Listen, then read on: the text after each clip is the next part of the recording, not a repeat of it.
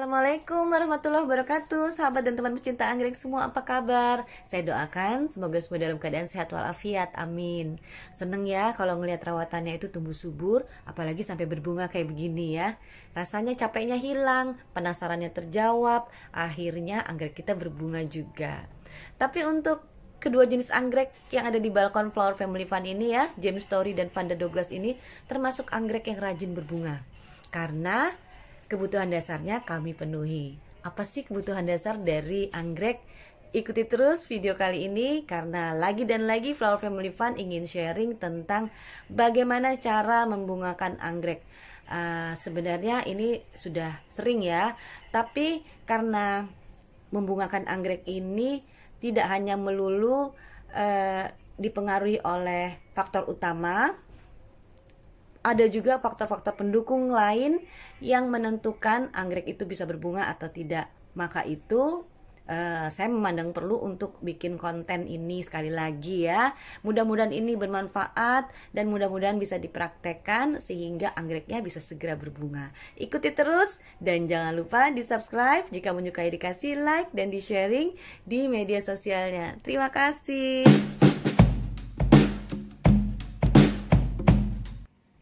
Baik sahabat dan teman pecinta anggrek semua, tadi saya ada sebut mengenai kebutuhan dasar dari anggrek. Nah, pasti semua sudah pada paham ya, apa sih yang sangat dibutuhkan anggrek untuk berbunga? Pastinya adalah sinar matahari, angin, dan kelembaban dari media tanam. Adapun mengenai kelembaban media tanam ini, antara media tanam yang satu dengan yang lain bisa berbeda efeknya karena dipengaruhi dengan iklim kebun setempat ya. Maka itu saya suka kadang-kadang nggak mau kasih tahu media tanam apa yang saya gunakan karena belum tentu media tanam yang saya gunakan itu cocok atau memadai untuk kebun sahabat dan teman pecinta anggrek di tempat yang lain ya, karena iklim kita berbeda. Tapi yang pasti kelembaban dari media tanam itu sangat diperlukan. Nah, video kali ini kita akan bicara tentang faktor lain di luar dari kebutuhan dasar sebuah anggrek itu bisa rajin berbunga.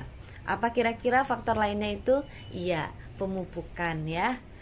Dan seperti yang kita tahu, pupuk yang dijual di pasaran itu ada pupuk pertumbuhan dan pupuk pembungaan. Kira-kira kapan sih waktu yang tepat kita menggunakan pupuk pertumbuhan dan pupuk pembungaan?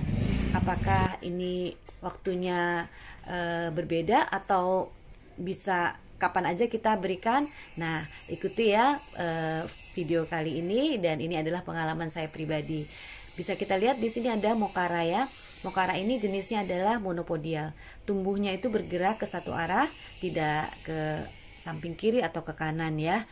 Dan ciri-ciri dari tumbuhan anggrek itu sudah bisa kita beri pupuk adalah ketika ada pertumbuhan baru seperti tadi ya, ada daun baru. Tapi kalau daun barunya itu masih sangat muda, itu belum memungkinkan untuk sebuah anggrek itu untuk mengeluarkan bunga. Berarti itulah saat yang tepat kita memberikan pupuk pertumbuhan. Menurut saya pupuk untuk anggrek itu bukan merupakan suatu keharusan ya. Jadi bisa aja kita gunakan pupuk itu kapan saja, tapi pastinya akan menjadi sebuah kemubaziran kalau kita tidak menyesuaikan dengan kebutuhannya. Oke, sekarang coba kita perhatikan Cattleya yang lagi beramplop ini ya. Alhamdulillah ini amplopnya ada isinya. Jadi sudah siap-siap berbunga ya. Dan sebelum mengeluarkan amplop, kita bisa memperhatikan Cattleya itu sedang masa proses pembungaan adalah ketika kita ngelihat umbinya itu sudah mulai menggendut ya. Nah, ini awalnya ada umbi yang menggendut, baru itu bisa kita sebut proses pembungaan. Dan disitulah saat yang tepat saya menggunakan pupuk pembungaan. Tapi biasanya dalam satu pot itu suka berbeda ya, pertumbuhannya itu ada yang sudah mulai proses pembungaan, ada juga yang belum. Nggak masalah sih sebenarnya kalau untuk satu pot itu kita kasih pupuk pembungaan, sementara yang lainnya itu masih belum mulai proses pembungaan.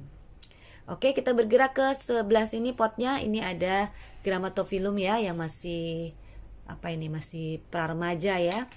Dan ini sudah ada tumbuh keiki, berarti ada pertumbuhan baru, artinya sudah mulai bisa kita memberikan pupuk pertumbuhan. Kalau yang tadinya itu hanya umbinya aja ya, atau hanya bulbnya aja, itu artinya masih dalam masa dorman ya, belum membutuhkan pemupukan.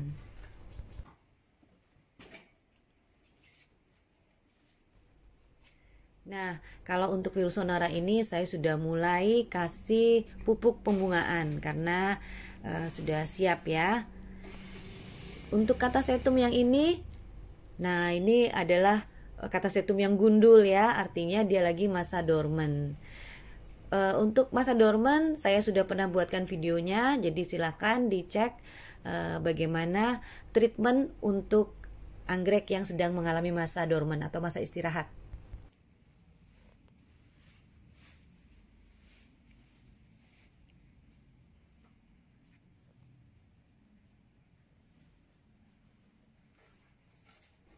Nah, kita bisa lihat itu ya, vanda yang lagi berbunga itu beberapa daun di bawahnya itu loyo ya, letoy atau lemes gitu. Nah, itu biasa terjadi ketika anggrek sedang berbunga. Karena ketika anggrek berbunga itu terjadi pengurasan energi besar-besaran ya. Dan sekarang kita pindah ke section sebelah sini nih. Nah, ini ada Catasetum juga. Ini Catasetum after dark yang sudah berbunga dan bunganya sudah bisa kita nikmati sama-sama ya di opening video Flower Family Fun ya. Dan ini sekarang sudah bukan lagi masa dorman karena keikinya itu sudah tumbuh dan sudah makin membesar. Artinya disinilah saat yang tepat kita memberikan pupuk pertumbuhan. Nanti ketika daun-daun yang tumbuh ini sudah berguguran, itu artinya Catasetum kita sudah mulai memasuki proses pembungaan, dan disitulah waktu yang tepat kita memulai pemupukan pembungaan. Jadi penting ya buat kita mengenali jenis anggrek kita sekaligus pola tumbuhnya untuk menyesuaikan kapan sih waktu yang tepat itu kita memberikan pupuk pertumbuhan dan pupuk pembungaan. Oke, kalau mengenai anggrek spesies gimana? Di depan kita ini ada Schomburgkia, ini adalah anggrek spesies yang pastinya pembungaannya itu sangat tergantung kepada iklim. Jadi sabar-sabar ya yang punya anggrek spesies. Itu aja dari Flower Family Fun, semoga ini bisa bermanfaat. Kita ketemu lagi di video berikutnya. Terima kasih, wassalam.